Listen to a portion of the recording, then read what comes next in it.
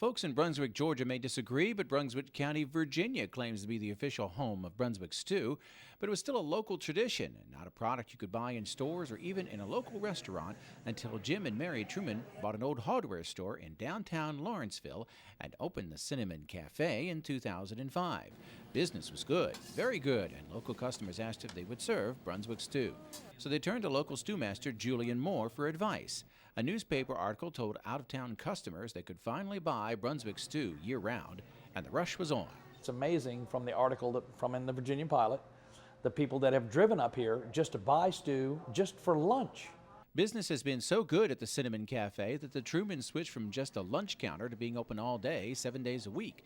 They still make the stew the old-fashioned way, wooden paddle and all. If you ever looked inside a pot, there's so much tomato that you cook in with the stew that it burns to the cast iron, and it's hard to get that out of there. And using metal, you'll scrape that loose and it winds up in the stew, where the wood does not do that. They've also ramped up their plans to produce Brunswick stew to sell it outside the community. They've gotten a Virginia's Finest designation and USDA clearance to sell their stew, and they've lined up a major food distributing company. Ironically, the Trumans say they didn't even know what Brunswick stew was before they moved to the county 5 years ago. Now they're trying to sell the cafe so they can concentrate on making stew, Brunswick County's one big tourism attraction. You can order some yourself online from their website at www.thecinnamon.cafe.com. I'm Norm Hyde reporting.